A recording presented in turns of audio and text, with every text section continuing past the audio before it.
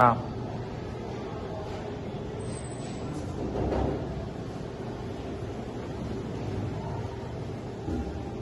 Okay, class, good morning. Before we start, my name is Martin Kamanawa. I am your grade for the day. And please stand up. May I call CGOA or short day to short day. And the father is not always with you. And the father is not always with you. And welcome to Technological University of the Philippines, or TUP. And please stand up. Good morning, everyone. Please, and welcome to the Technology University of the Philippines. I'm training. Before we proceed, let's do an attendance first. Please see you radio. Conduct the attendance. Let's ask your participants. Please kindly call the present. CJ Radio and Rob Sullivan. Okay. Thank you so much. Once again, welcome to our workshop. So, as part of knowing you better, I have prepared a data handling sheets. This sheet will be handmade learning what kind of learner of your exam, of your example. I know your personal information in this data will be helped you during the revision. I will give you 5 minutes to fill the sheets and give us a paper. And this is our sheets.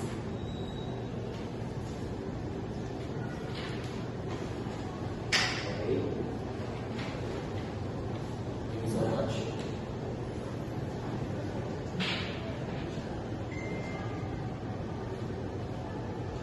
And next one, the self-assessment checklist. Aside from the data gathering sheets, I have also prepared another called self-assessment checklist. So what is self-assessment checklist? Basically, the self-assessment checklist is a set of criteria of competencies that you have before taking this training. This will determine whatever the quality or orientation of prior learning or article. Please answer the following question based on your experience. And this is all your paper. Fill the paper in 5 minutes. Okay, thank you.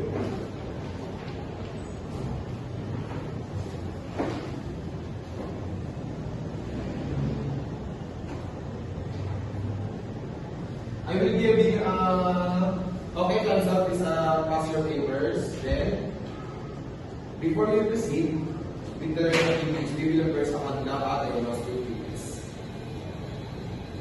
This aspect is not graded and will not affect your performance rating. Its purpose is to determine your proper knowledge, skills, and understanding of the competencies that are about to offer the result will help you as your trainer to identify areas where you have to make additional support and reinforcement. Read each item carefully and follow the given instruction. It will be a given 15 minutes to complete the test. You may now begin. Okay.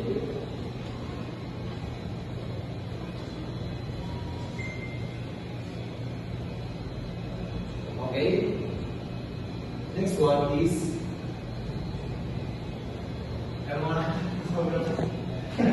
next one is proceed to the orientation. TUP Technological University of the Philippines. Next one, welcome to the driving NC2 light vehicle training. Next, competency-based learning orientation. Please read the 4 bullets, Sir Sullivan, and the 3 bullets is Mr. Review. First bullet is the qualification overview, second is definition of CDE, the third one is the definition of CDE, and the last is the parts of implementation application. So for the fifth bullet, those of CBT trailer, and the sixth bullet, those of CBT training. So for the last bullet, competency-based learning. automotive servicing NC1 sector, automotive and land transport. The automotive servicing NC2 qualification consists of competency that a person must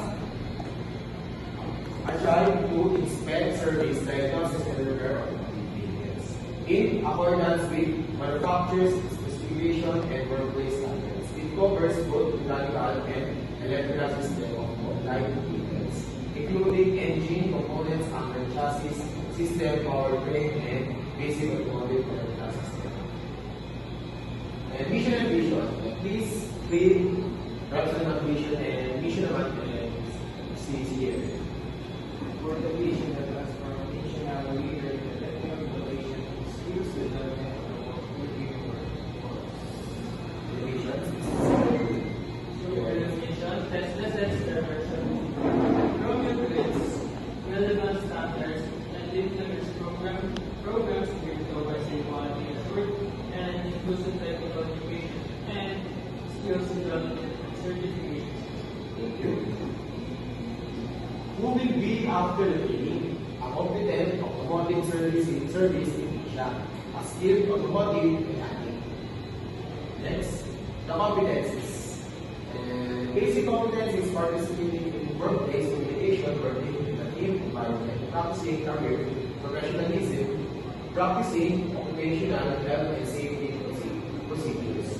Core competencies: servicing starting system, servicing charging system, servicing cooling system, and servicing lubricant system. And common competencies: applying appropriate serial adhesive moving network, pushing vehicle, performing measuration and calculation, reading, interpreting, and applying specification and manual, and using and applying lubricant for coolant and performing shop maintenance. The next, competency-based training. And please read security. Competency-based learning is a training delivery approach that focuses on competency development of the learner as a result. Thank you. The next one, 10 principle of CPD. Please read the 5 principle of CBT, Sir Francis. So the first one is learning is based on the competency-based principle. The second is learning is modular and it's structured. The third one is learning delivery is individual excellence on the case. The fourth one is learning is based on work that must be performed. The fifth one is learning materials are directly related to competency standards. Thank you. And the other 5 principle, please read Sir CBT. So for the other five, assessment of learner is based in the collection of evidence of work. Training is based on and off the job components and off the job components. The system allows recognition of prior learning or RPL, training allows for multiple entry indexing. Approved training programs are nationally accredited. Thank you. And regional versus CBT approach. Teacher center is a teacher in the front and the student in the big one. And student center naman is student is independent. Okay, the next one. What is my role as a trainer? I am member, I am consultant, I am facilitator, I am diagnose and solve problems, and I am evaluators. And what is your role as a trainee? In your role is knowledge, skills, and attitude. And the next one is competency-based learning module. And please read Sir Ramsey. So competency-based learning module is simplified as well design and carefully developed learning material that give trainees detailed instruction to guide and improve the learning process. Okay, thank you. And frequency as question, monitoring goods, methodologies, and evaluations. And it's time, before that is stand up, please. And it's time. time, I show you the 9 training areas of workstation. And the first one is the practical area. Is follow me.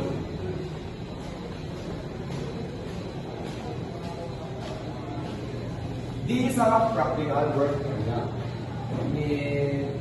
or for hands-on of coding activities. And the next one is learning resources area.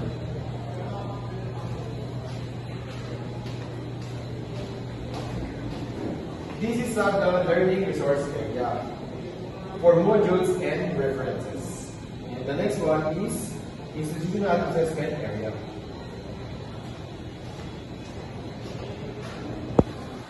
The institutional assessment area for written and performance evaluation. And the next one is conceptual learning laboratory.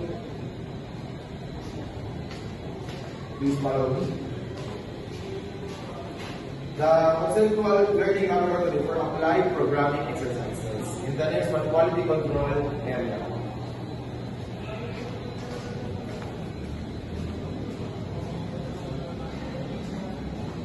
This is a quality control area for output and checking. The next one is Trainees Resources Center. Please follow me.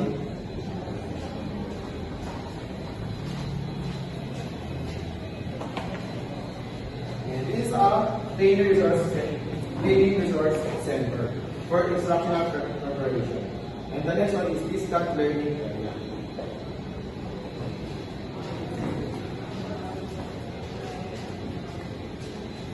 This is a distance learning area for learners who are absent or cannot attend regularly. And the last one is, and the second is computer laboratory. Please follow me. And the computer laboratory is for programming activities. And the last one is supportive service area. Please follow me.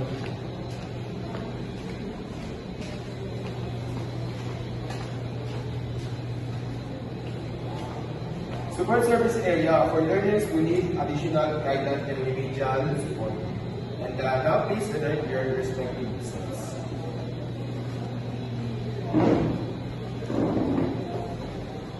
Okay class, it's time for today for end our session. And before our end, please stand up. I will conduct the prayer in the first. And conduct the crossway. And the Father, the Son, the Holy Spirit. And the Father, the Son, the Holy Spirit. In this time of our end session, please okay. Thank you for your time and see you in the next session.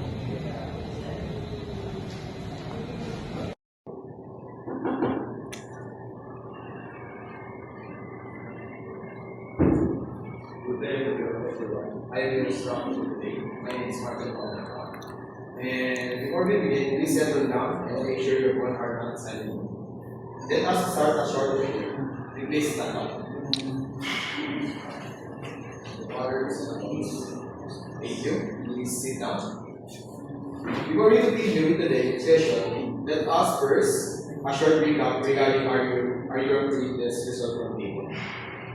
In your result, some learners already showed prior knowledge in driving routes and vehicle operation, while others still needs further guidance and practice. This will help us determine your training pathway and the competencies that still need improvement. Now let's us check your progress.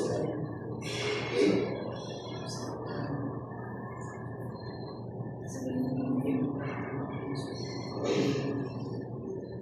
Please look at current progress chart status. Okay, please come in. Currently.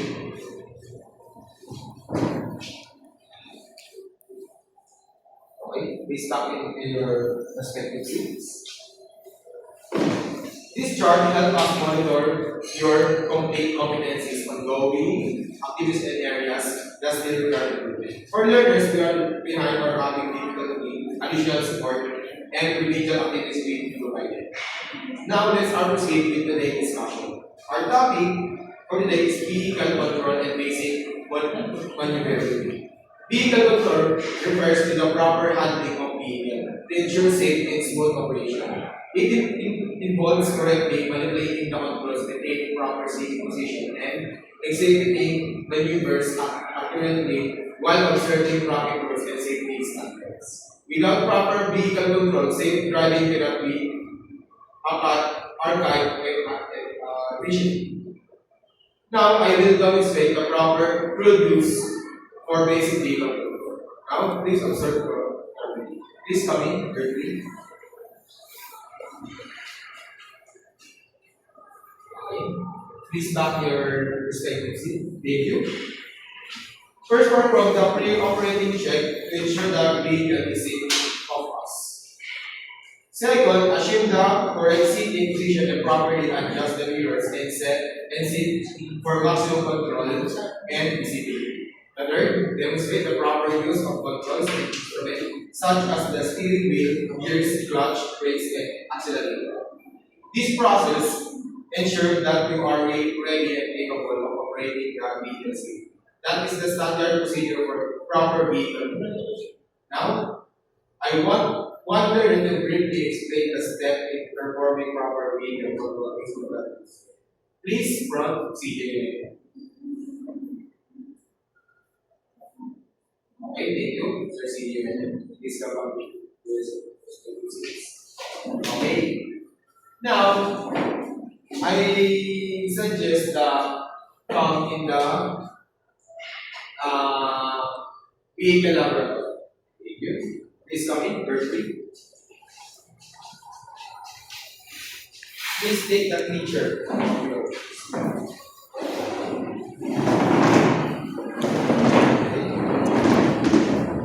The first one, please demonstrate Mr. Aban. Okay, that's good, Mr. Aban. You were able to properly explain the sequence of checking vehicle, assuming the correct position and operating the controls properly.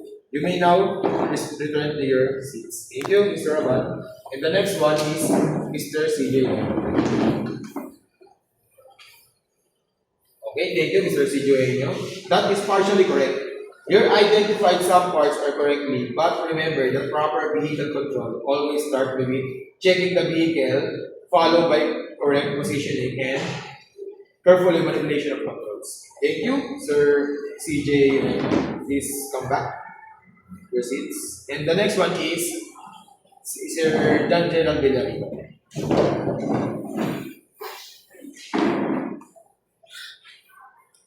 Okay, thank you, Sir Villarino. That answer is not correct. Let us review the concept again. Proper vehicle controls involve checking the vehicle condition, sitting correctly, and operating the steering, gears, and pedals accurately. You will be given additional guidance and practice activities later to the support service. Okay, you may now return to your seat. Thank you, Sir Villarino.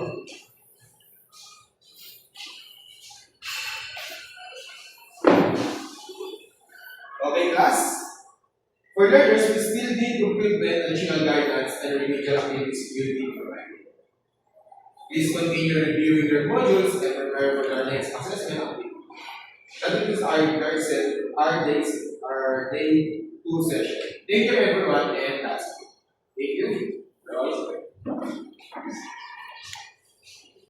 Hi, good day everyone. My name is Martin Makanawa. This is our meeting. Before we start, please stand up and list the papers. Please sit down. And I will conduct the oral test before you receive the certification. Okay? Please pass the paper.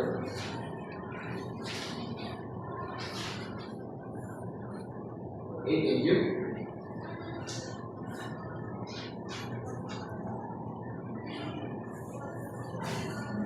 I observe Mr.